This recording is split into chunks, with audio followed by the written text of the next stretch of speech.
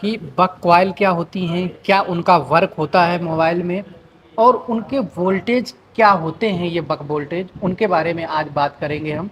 तो सबसे पहले बक कॉइल के बारे में जान लेते हैं कि मोबाइल पीसीबी में बक कॉइल लगी कहाँ होती हैं। सबसे पहले तो हम देखेंगे, ठीक है। तो देखिए, कोई भी फ़ोन रहेगा आपके पास, तो जहाँ उसकी पावर आईसी लगी होगी, जैसे ये देखिए, ये एक फ़ोन है हमारे पास, इसमें देखिए मीडिया टेक MT6357 CRB, ठीक है। तो ये है पावर आईसी इसकी। अब पावर आईसी आपको देखना मालूम होना चाहिए, या अगर आपको पावर आईसी देखना मालूम नहीं है, फिर भी हम आपको एक तरीका बताएंगे कि आप हर फ़ोन की, कोई भी फ़ोन आपके पास रहेगा, वो 4G हो या 5G हो, कोई भी रहे, उस पर मतलब नहीं है, लेकिन आप उसको देख के बता सकते हो कि ये इसकी पावर आईसी है और ये इसकी चार्जिंग आईसी है, ठीक है। तो जहाँ भी आपको ये बक कॉइलें लगी हुई मिलती हैं, ठीक है, बक कॉइलों की देखिए पहचान क्या होती है। पावर आईसी के पास ये देखिए जो बड़ी बड़ी कॉइल्स लगी होती हैं, ये होती हैं आपकी बक कॉइल्स। देखिए इसमें लगी है 1 2 3 4 5, 5 बक कॉइलें इसमें लगी हैं। एक दूसरा बोर्ड ले लेते हैं, ये हमारे पास एक बोर्ड है, देखिए इसमें इस तरीके की ये पूरा बंद है, और इसमें ये जो बक कॉइलें हैं इस बोर्ड में ये बंद नहीं की गई हैं, लेकिन ये भी बक कॉइलें हैं और ये भी बक कॉइल है। इसमें देखिए कितनी लगी, 1 2 3 4 5 6 7, इसमें 7 बक कॉइलें लगी हैं, ठीक है। कितनी भी लगी हो उससे हमें मतलब नहीं है, हमें जानना है कि बक कॉइल कैसी होती है। तो ये जहाँ भी आपको बक कॉइलें मिल जाएँ, कई सारी इकट्ठे लगी हुई, वो आपका पावर आईसी का सेक्शन होता है, यानी कि उसको बोल सकते हैं पावर सेक्शन, और उसके जस्ट बगल में आपकी लगी होती है पावर आईसी। तो ये इसकी पावर आईसी, ठीक है, और इस बोर्ड में आपकी ये पावर आईसी रही। तो जहाँ बक कॉइलें होंगी वहीं पावर आईसी, और जहाँ पावर आईसी होंगी वहीं पे बक कॉइल। देखिए बक कॉइल का काम क्या होता है कि बक कॉइल जो एम्पियर होता है उसको हाई करती है, और जो वोल्टेज होता है उसको लो करती है, जो कि हमारी डायरेक्ट बक कॉइलों से वोल्टेज जो कनेक्टेड रहते हैं वो सीपीयू से, सीपीयू और ईएमएमसी, सीपीयू और पावर आईसी के बीच जो कम्युनिकेशन होता है पावर का, वो होता है बक कॉइलों के थ्रू, ठीक है।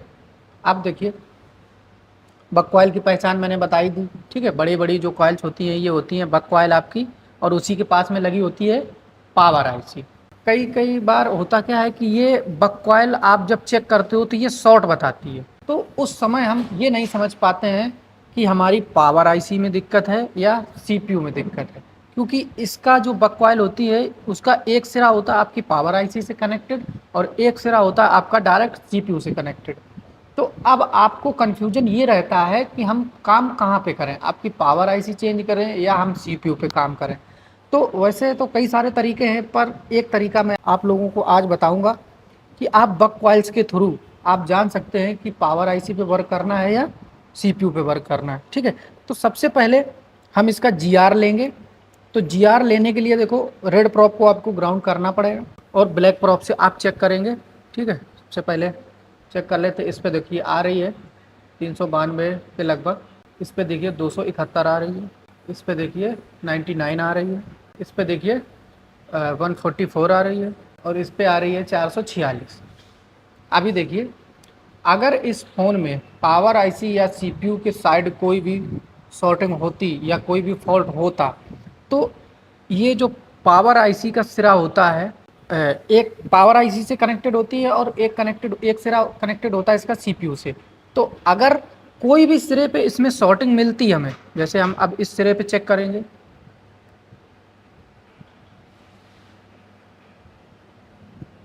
ये देखिए इस फ़ोन में आपकी बिल्कुल भी कहीं भी शॉर्टिंग नहीं है। अब हम दूसरा फ़ोन एक चेक करते हैं, आ रही है इसमें जीआर, इस पे भी आ रही है, इस पे भी आ रही है, इस पे भी आ रही है,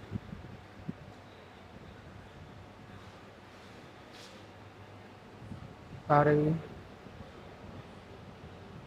ये भी आ रही है, और ये भी आ रही है।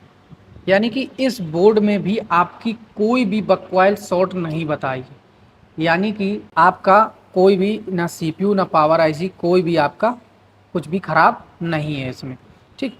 अगर आपको आपको कहीं भी बीप मिल जाती है या शॉर्टिंग मिल जाती है, जैसे जैसे हमको अभी इस कॉइल पे वैल्यू की जगह आपको बीप मिल गई इस कॉइल पे, तो आप क्या करोगे, इस कॉइल को पहले निकालोगे, फिर आप चेक करोगे कि किस साइड बीप आ रही है। इस साइड बीप नहीं आ रही है और इस साइड बीप आ रही है, तो आप इस कॉइल को निकालोगे। सबसे पहले निकालने के बाद देखोगे कि ये सिरा किधर है, ये पावर आईसी की तरफ है या सीपीयू की तरफ है। उसके लिए आप बोर्नियो भी यूज कर सकते हो, ठीक है, देखने के लिए। नहीं तो आप पावर आईसी या सीपीयू को निकाल के भी चेक कर सकते हो। तो ये एक तरीका है बक कॉइल की जीआर चेक करने का। अभी हमने बक कॉइल के बारे में जाना कि बक कॉइल दिखती कैसी है, उनका काम क्या होता है और कहाँ लगी होती है, ठीक है, इतना अभी हम लोगों ने जाना। अब हम जानेंगे कि बक कॉइलों पे वोल्टेजेस कैसे बनते हैं, ठीक है। तो उसके लिए हमारे पास एक फ़ोन है, ये आप लोगों को दिखा देता हूँ। इसमें देख सकते हैं आप, ये बक कॉइलें लगी हुई हैं, कितनी है, 1 2 3 4 5, 5 बक कॉइलें लगी हुई हैं। तो अभी हम इनके वोल्टेज चेक करेंगे। वोल्टेज चेक करने का क्या मेथड रहता है बता दो आप। तो मल्टीमीटर को हम 20 वोल्ट डीसी पे लगाते हैं, 20 वोल्ट डीसी पे लग गया है। और यहाँ जब भी आप वोल्टेज चेक करने जाएं तो आप ग्राउंड पे ब्लैक प्रोब को रखें और रेड प्रोब से ही वोल्टेज चेक करें, नहीं तो आपका जो मीटर में वोल्टेज शो करेगा वो माइनस में शो करेगा, ठीक है। तो अभी हम चेक करते हैं बक कॉइलों पे वोल्टेज। देखिए पहली बक कॉइल पे वोल्टेज हम चेक कर रहे हैं। चार्जर एक बार निकाल के लगाते हैं। ये देखिए पहली बक कॉइल पे आपका 0.85, और ये जो बक कॉइलों का वोल्टेज होता है ये हमेशा स्टेबल रहना चाहिए। अगर फ्लक्चुएशन कर रहा है तो कहीं ना कहीं आपकी दिक्कत है, या शॉर्टिंग है या आपकी पावर आईसी ख़राब है, क्योंकि बक वोल्टेज जो बनते हैं वो सारे के सारे पावर आईसी से जनरेट होते हैं, ठीक है। तो अभी दूसरे पे चेक करते हैं। दूसरे पे भी आपका वोल्टेज बन रहा है, वो भी स्टेबल है बिल्कुल।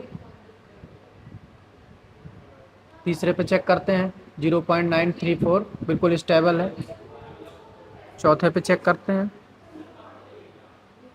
0.72 बन रहा है। पाँचवें पे चेक करते हैं, इस पे नहीं मिल रहा।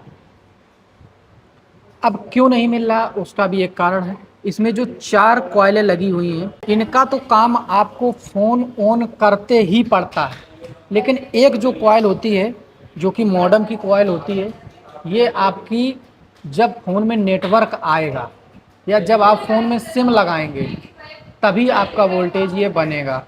एक कॉइल छोड़ के, कितनी भी लगी हो कॉइल, एक कॉइल को छोड़ के आपका सब पे वोल्टेज बनना चाहिए। तो एक बक कॉइल पे छोड़ के आपको कोई भी हैंडसेट रहेगा सब पे वोल्टेज बनना चाहिए, वो भी स्टेबल बनना चाहिए, ठीक है। अगर आपकी कोई भी बक कॉइल पे वोल्टेज फ्लक्चुएट करता है, जैसे इस पे देखिए बन रहा है आपका 0.87886, इतना फ्लक्चुएट चलेगा, लेकिन ये जैसे 0.3 0.4 0.5 0.8 ऐसे बन रहा है तो नहीं चलेगा। आपका आपका वोल्टेज स्टेबल होना चाहिए एक छोड़ के सारी कॉइलों पे, क्योंकि एक जो कॉइल होती है वो मॉडेम की होती है, वो तब बनेगी जब आप फ़ोन में सिम डालेंगे या फ़ोन में जब नेटवर्क आएगा तभी वोल्टेज वो बनेगा, ठीक है। अब अगर आपके बक वोल्टेज नहीं बन रहे हैं, जैसे आपका बक वोल्टेज बिल्कुल 0 बन रहा है, जैसे अभी मैं यहाँ पे चेक कर रहा हूँ तो 0.87 या 88 बन रहा है।